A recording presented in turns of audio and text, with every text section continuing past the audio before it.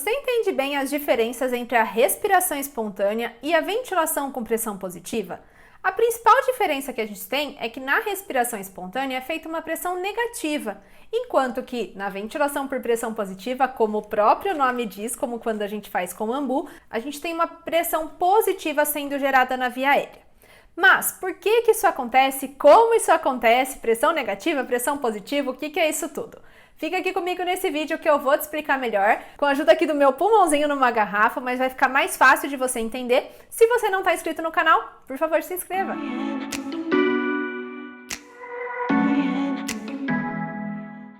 Eu sou Letícia Campos, sou fisioterapeuta. Aqui nesse canal a gente conversa bastante sobre fisiologia respiratória, fisioterapia neonatal e pediátrica. E eu gravei esse vídeo para tentar te explicar um pouquinho como que acontece a ventilação durante a respiração espontânea e durante a ventilação com pressão positiva. Vamos entender melhor a diferença?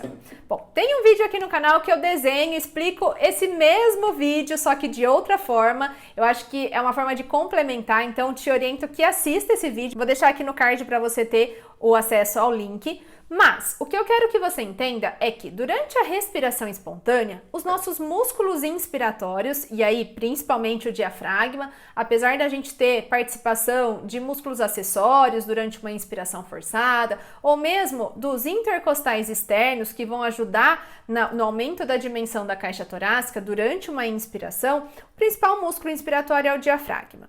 E quando o diafragma contrai, o que acontece que permite a entrada do ar é que isso vai fazer com que a pressão pleural fique mais negativa do que ela é já fisiologicamente. Então, em condições normais de repouso, a pressão pleural ela tem um valor negativo porque a caixa torácica ela sempre tende à expansão, enquanto que os pulmões eles sempre tendem à retração, afinal eles são elásticos.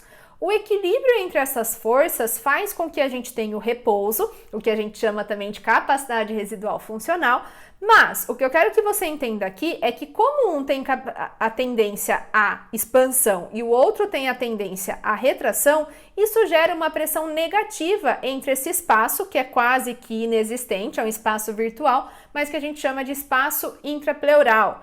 E aí então nós temos a pressão pleural que tem um valor negativo. Esse valor negativo acontece mesmo em repouso.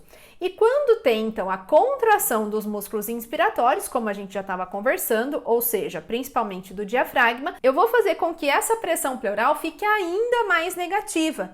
Isso, então, reflete para a pressão alveolar, que normalmente em repouso estaria em uma pressão de zero, nem no valor positivo, nem no valor negativo.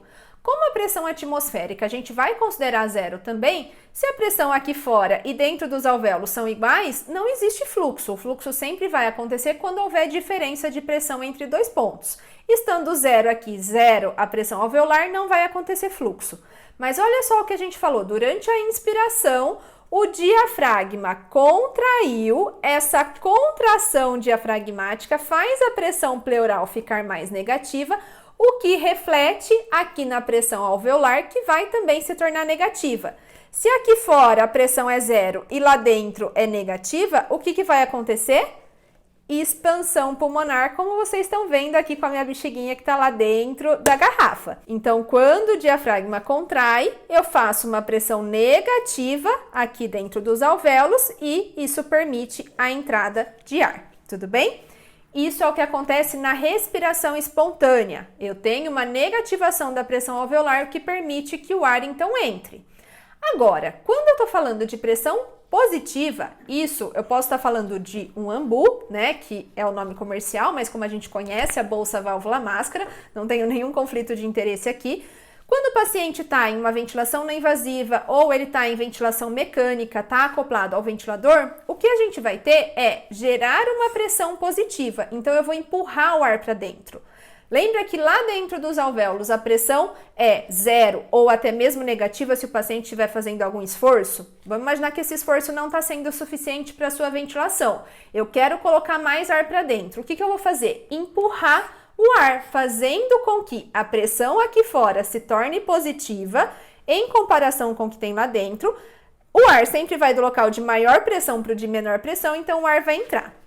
Então imagina que aqui, nesse mesmo modelinho, eu tenho um paciente entubado. Esse tubo vai até lá a região de vias aéreas. E o que eu vou fazer aqui? Olha, eu vou ter insuflação da mesma forma, só que eu tô empurrando o ar para dentro, eu tô fazendo uma ventilação com pressão positiva. Tudo bem? Espero que você tenha entendido então essas diferenças entre a respiração espontânea, que gera uma pressão negativa por contração dos músculos respiratórios, e a ventilação com pressão positiva, que vai gerar então uma pressão positiva porque a gente está empurrando esse ar para dentro dos pulmões do paciente. Se você gostou desse vídeo, deixa aqui o seu like e eu te vejo na próxima. Até mais!